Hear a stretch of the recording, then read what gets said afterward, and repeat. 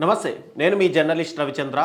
ఆంధ్రప్రదేశ్లో ప్రజలు వ్యతిరేకిస్తున్న కూటమి ప్రభుత్వ పాలన సరిగ్గా లేదు అని చెప్పి రోడ్లపైకి వచ్చిన దాదాపుగా 1,04,00,000 మంది సంతకాలు సేకరించినా కూడా ఇప్పటికీ కూడా కూటమి ప్రభుత్వం పీపీపీ విధానం పైన ఎక్కడా కూడా తగ్గకుండా పూర్తిగా ఆ పీపీపీ విధానం పైన ఎవరైతే తమకు ఎన్నికలకు ముందు అనుకూలంగా వ్యవహరించినటువంటి సంస్థలకు ఆ యొక్క నాయకులకు ఈ పీపీపీ విధానం పైన ప్రభుత్వ మెడికల్ కాలేజీలను వాళ్ళకు కట్టబెట్టాలని చెప్పి దృఢంగా నిర్ణయం తీసుకున్నట్టయితే మనకు కనిపిస్తుంది.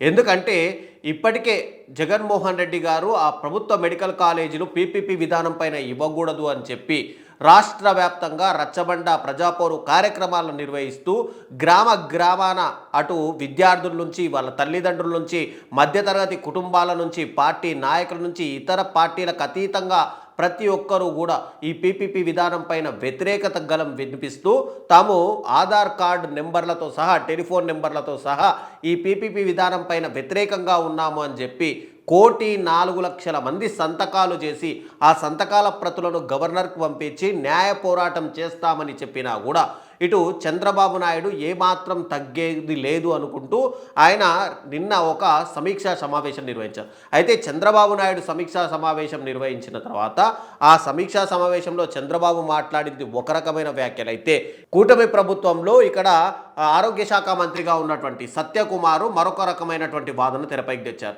ఏంటంటే ఈ కూటమి ప్రభుత్వం ఈ పీపీపీ విధానం పైన మొదటగా 17 ప్రభుత్వ మెడికల్ కాలేజీలు వస్తే దాంట్లో దాదాపుగా 5 మెడికల్ కాలేజీలు పూర్తిగా జగన్మోహన్ రెడ్డి గారి హయాంలోనే కంప్లీట్ అయిపోయాయి.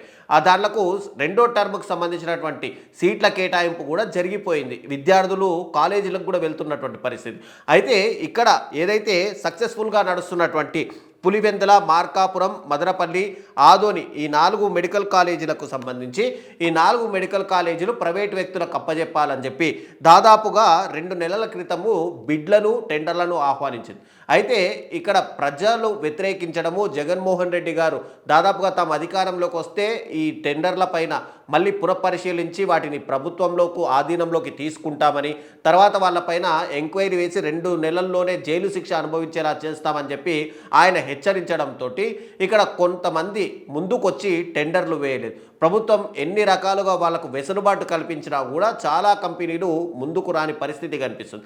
అయితే ఆదోనికి సంబంధించినటువంటి ఒక మెడికల్ కాలేజీకి మాత్రం ఒక టెండర్ అయితే వచ్చింది. అది కిమ్స్ సంబంధించినటువంటి హైదరాబాద్కి సంబంధించినటువంటి టెండర్ ప్రక్రియ వచ్చింది. అయితే ఇక్కడ సత్యకుమార్ యాదవ్ నిన్న ఒక ప్రెస్ మీట్లో మాట్లాడుతూ రాష్ట్రంలో వైఎస్ఆర్సీపీ అధినేత జగన్మోహన్ రెడ్డి గారు భయభ్రాంతులకు గురి చేశారు కాబట్టి ఇక కొంతమంది నాయకులు నాకే డైరెక్ట్గా ఫోన్ చేసి బెదిరించారు. ఇలా బెదిరించడం వల్లనే ఎవరు కూడా టెండర్ ప్రక్రియలో పాల్గొనలేకపోయారు అని చెప్పి ఇటు సత్యకుమార్ యాదవ్ చెప్తుంటే, మరోవైపు నిన్న చంద్రబాబు నాయుడు సమీక్షా సమావేశం నిర్వహించి దాంట్లో సమీక్షా సమావేశంలో కొన్ని సూచనలు సలహాలు చేశారంట. అదేంటంటే ఏదైతే టెండర్ ప్రక్రియ ఆహ్వానించామో వాళ్ళకు కొన్ని ఇవి ఉన్నాయి, డౌట్స్ ఉన్నాయి. ఆ డౌట్స్ పైన వాళ్ళు కూడా ఫీల్డ్కి వెళ్ళి అక్కడ మెడికల్ కాలేజీలను పరిశీలిస్తారట. ఆ పరిశీలించిన తర్వాత వాళ్ళు మళ్ళీ టెండర్ల ప్రక్రియలో పాలు పంచుకుంటారు అని చెప్పి ముఖ్యమంత్రి చంద్రబాబు నాయుడే చెప్తున్నటువంటి పరిస్థితి కనిపిస్తుంది. మరోవైపు ఇంకొక నిర్ణయం కూడా తీసుకున్నారంట చంద్రబాబు నాయుడు. అదేంటంటే ఇప్పటికే ప్రభుత్వమే కాలేజీలను కన్స్ట్రక్షన్ చేస్తుంది, ప్రభుత్వమే మెడికల్ హాస్పిటల్స్ని నిర్వహిస్తుంది, ప్రభుత్వమే అక్కడ ఎవరైతే జీతభత్యాలు ఇస్తుంది మెడికల్ స్టాఫ్కి అందరికీ కూడా. అయినా ప్రభుత్వం మళ్ళీ వేయబిలిటీలోకి సంబంధించి ఫండింగ్కి సంబంధించి దాదాపుగా 30% ఇస్తున్నారు, దాన్ని పెంచండి అని కూడా ఇటు చంద్రబాబు నాయుడు ఆదేశాలు ఇచ్చారట. ఇక ఆదోని మెడికల్ కాలేజీకి సంబంధించి ఏదైతే ఒక టెండర్ మాత్రమే వచ్చింది కాబట్టి వాళ్ళకే కట్టబెట్టండి, వాళ్ళే నడుపుకుంటారు అని చెప్పి ఇటు చంద్రబాబు నాయుడు వాళ్ళ సమీక్షా సమావేశంలోనే చెప్పారంట. అంటే ఇక్కడ రాష్ట్ర వ్యాప్తంగా టోటల్గా ప్రజలు వ్యతిరేకిస్తున్నా తామకు ఎన్నికల ముందు ఏవైతే లబ్ధి చేకూర్చారో వాళ్ళకు హామీ ఇచ్చారో వాళ్లకు కట్టబెట్టాలి, ప్రజలు ఎంత వ్యతిరేకత వచ్చినా మేము కట్టబెడతాము అని చెప్పి ఇటు చంద్రబాబు నాయుడు నిర్ణయం తీసుకున్నట్టు కనిపిస్తుంది. జగన్మోహన్ రెడ్డి గారు సొంతంగా నిర్ణయం తీసుకోకుండా ప్రజల వైపు ఎలా ఉంది, ప్రజల ఏమనుకుంటున్నారు అసలు ఈ పీపీపీ విధానం పైన అని చెప్పి రాష్ట్ర వ్యాప్తంగా 1,04,00,000 సంతకాలు సేకరించారు. మరి ప్రజలందరూ కూడా పీపీపీ విధానానికి అనుకూలంగా ఉన్నారు అని చెప్పి చంద్రబాబు నాయుడు ఈ 1,00,000 సంతకాలని చేయగలరా? గ్రామాన దాదాపు మీకే కదా 164 సీట్లు గెలిచారు, ఎన్నో పార్లమెంటు సీట్లు గెలిచారు. మీ యొక్క కాన్స్టిట్యున్సీలకు వెళ్ళి మీరు పీపీపీ విధానం పైన అనుకూలంగా ఉన్నారు అని చెప్పి ఆధార్ కార్డు నెంబర్లతోటి, ఫోన్ నెంబర్లతోటి ఈ 1,00,00,000 సంతకాలను సేకరించండి. సేకరిస్తే అప్పుడు ప్రజలు నిజంగానే ఇటు 1,00,00,000 మంది వ్యతిరేకించినా 1,00,00,000 మంది ఈ ప్రభుత్వ మెడికల్ కాలేజీలు ప్రైవేటీకరణ చేయడానికి సానుకూలంగా ఉన్నారు అని చెప్పి మీరు గవర్నర్కి ఇవ్వచ్చు. ఇటు ప్రజల్లో నిరూపించుకునే అవకాశం కూడా ఉంటుంది కదా. మరి ఇక్కడ నిజంగానే ఆ స్తోమత అంటే ఆ చెయ్యలేక అటు ప్రజలందరూ వ్యతిరేకిస్తున్నారు.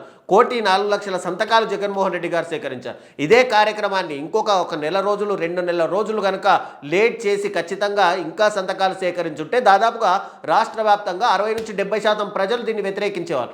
చాలామంది మేధావులు సైతం దీన్ని వ్యతిరేకించారు. పార్టీలకు అతీతంగా వ్యతిరేకించారు. అటు విద్యార్థులు, మెడికల్ కాలేజీలకు చదువుకోవాలనుకున్న విద్యార్థులు, వాళ్ళ తల్లిదండ్రులు, మధ్యతరగతి కుటుంబాలు, దారిద్ర్య రేఖకు దిగువ ఉన్న కుటుంబాలు, ఉన్నత వర్గాలు కూడా దీన్ని పూర్తిగా వ్యతిరేకించాయి. అయినప్పటికీ కూడా చంద్రబాబు నాయుడు ఎక్కడా తగ్గట్లేదు. ఎందుకంటే ప్రజల్లో చులకన అవుతామని చెప్పి చంద్రబాబు నాయుడు భావిస్తున్నాడా? ఇక్కడ ఒక ఎగ్జాంపుల్ చెప్పుకోవాలి. ఏదైతే గతంలో మోడీ ప్రభుత్వం హయాంలో రైతు చట్టాలను తీసుకొచ్చారు. 2వ టర్మ్లో భారీ మెజార్టీతోటి అటు ఎన్డీఏ కూటమి గెలిచిన సందర్భంలో అయితే రైతులందరూ కూడా వంటవార్పు కార్యక్రమాలు చేసుకుంటూ ఢిల్లీ దగ్గర నిరాహార దీక్షలు చేస్తూ దేశవ్యాప్తంగా ధర్నాలు జరిగాయి. ఈ ధర్నాలకు తలొగ్గి అటు మోడీ లాంటి వ్యక్తి, భారీ మెజార్టీ ఉంది, దేశంలో అత్యున్నత పార్టీ అని చెప్పుకునేటువంటి మోడీయే బయటికి వచ్చి అటు రైతులకు క్షమాపణలు చెప్తూ ఈ రైతు చట్టాలను మేము తీసేస్తున్నాము అని చెప్పి ప్రకటించారు. ఇక రీసెంట్గా ఆరావళి పర్వతాలకు సంబంధించినటువంటి మైనింగ్ని ప్రభుత్వం కేటాయించిన తర్వాత టోటల్గా ఇక్కడ ఏదైతే ప్రకృతికి సంబంధించినటువంటి ప్రేమికులు ఉంటారో వాళ్ళందరూ రోడ్లపైకి వచ్చి ఆరావళి పర్వతాల ద్వారా జరిగేటువంటి నష్టాలేంటి, వాటిని మైనింగ్కి ఇస్తే ఎలా నష్టపోతుంది భారతదేశం అనేది చెప్పి వాళ్ళు ధర్నాలు చేసి స్వచ్ఛందంగా సేవ్ ఆరావళి అనే హ్యాష్ట్యాగ్ తోటి సోషల్ మీడియాల్లో విస్తృతంగా ప్రచారం చేయడంతో ఇక్కడ ఎన్డీఏ గవర్నమెంట్ కూడా దిగొచ్చి టోటల్గా ఆరావళి పర్వతాల్లో కొత్తగా మేము ఎలాంటి పర్మిషన్లు ఇవ్వము అని చెప్పి చెప్పుకున్నటువంటి పరిస్థితి. ఇక్కడ ఎన్డీఏ లాంటి ప్రభుత్వాలే, అంటే మీ యొక్క ప్రభుత్వమే కదా, అటు కేంద్రంలోనూ కలిసిమెలిసి అలయన్స్లో ఉన్నారు, ఇక్కడ అలయన్స్లోనే ఉన్నారు కదా.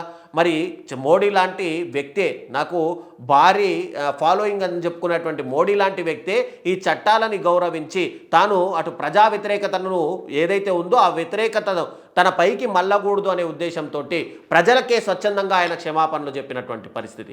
మరి ఇక్కడ చంద్రబాబు నాయుడు మాత్రం ఇంతగా 1,00,00,000 మంది వ్యతిరేకిస్తున్నా, అటు పార్టీలకు అతీతంగా వ్యతిరేకించిన జగన్మోహన్ రెడ్డి గారు లాంటి వ్యక్తి హెచ్చరించినా కూడా ఇక్కడ ఇంకా మేము పీపీపీ విధానం పైన ముందుకు వెళ్తాము, వాళ్లకు టెండర్ల ప్రక్రియలో మళ్ళీ పాలు పంచుకోవడానికి సమయం ఇస్తాము, వాటి కన్స్ట్రక్షన్ మేమే చేస్తాము, వాటికి జీతభత్యాలు మేమే ఇస్తాము, సీట్లు మాత్రం మీరు అమ్ముకోండి అనే విధంగా చంద్రబాబు వ్యవహరించడం చూస్తుంటే కనుక రాబోయే రోజుల్లో ఇది కూటమి ప్రభుత్వం తన గొయ్యి తానే తీసుకొని లోపలికి భూస్థాపితం అవ్వడానికి ఇది ఒక తొలిమెట్టుగా అయితే మనం భావించాలి.